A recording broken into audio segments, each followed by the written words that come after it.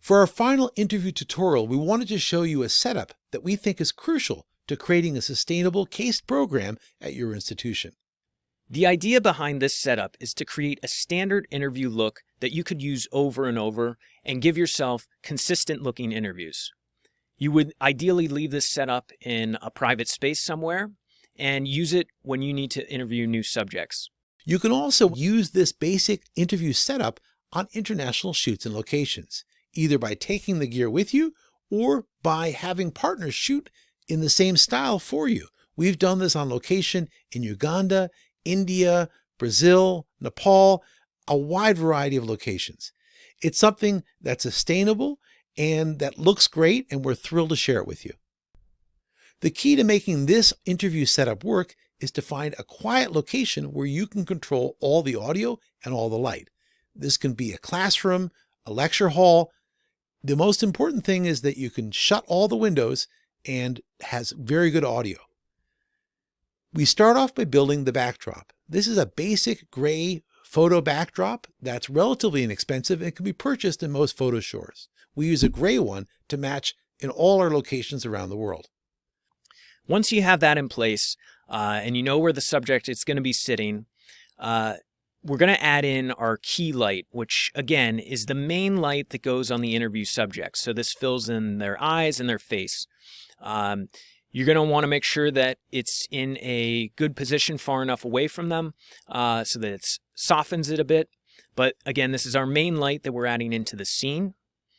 After that, we add in a light for the backdrop. So in this case, we are hiding our light behind the chair so you won't see it.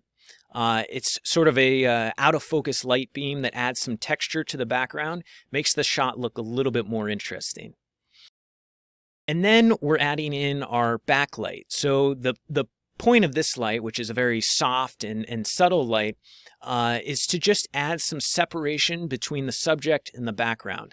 Oftentimes you might not even notice it in a shot, but it is doing something by separating those two elements. Once our lights are in place, we're going to turn off the house lights overhead and make any final adjustments. So again, we're looking at our three lights, our key light, our backlight, and our background light. And if we need to increase the intensity at all, we might do that. We're also going to be checking our framing of our interview subject. And then, as always, we're checking those audio levels. We're checking to make sure that everything still sounds and looks as good as it can. And then once it's set up and rolling, it's an interview like any other. You want to focus on connecting to your subject and getting those magic moments. One point I'll make is that this interview setup also works very well for remote interviews. We often do an interview setup like this with a remote camera person, and we join via Zoom. It's a way of doing professional quality video remotely. Well, we hope this quick introduction has been helpful. Now let's look at Brian actually set the interview up. Now we want to show you an interview setup that a lot of you can use in your organizations. It's a setup where we use a neutral background in case you want to bring multiple people in for interviews and have them all look the same. We're going to use a gray backdrop and 3-point lighting. Let me show you how it works. The great thing about this setup is that it'll work in almost any small area where you can control lighting and sound. So it's a very useful setup that will allow your organization to record very professional looking interviews with a wide variety of people all in one location. We at Columbia have a permanent interview room set up with its lighting and use it to complement stories filmed on location by students using smartphones. It allows us to record professional looking and sounding interviews that complement that footage from the field. Brian starts out by putting up a simple 6 by 10 foot gray backdrop that can be easily purchased at most photo supply shops. He then sets up his key light and a small light that goes on the floor behind the chair. He adjusts the light behind the chair to make a nice beam of light on the backdrop that'll be just over the person's shoulder in the interview. And finally, Brian adds a small backlight. He then sets up his camera and brings in his interview subject. We won't start just quite yet. I'm just going to make some adjustments.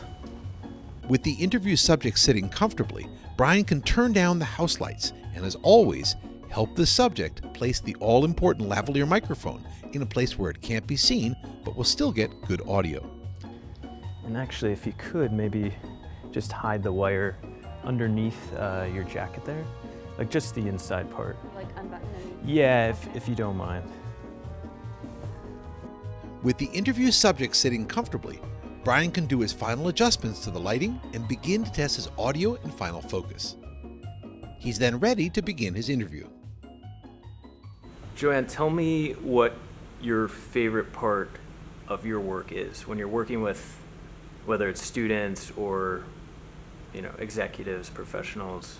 What do you find most satisfying about it? Well, that's a great question. And the thing that I actually find most satisfying, and I wonder if it's true for all professors, I don't know, but I feel like I really make a difference in how people feel about themselves. As always during the interview, the camera person and director must make sure that the audio, framing, and lighting remain consistent, as well as thinking through questions that will give answers that will drive the documentary stories forward. How we move our body actually changes our mind as well. And so if we sit or stand in a way that demonstrates confidence, we will actually start to feel confident.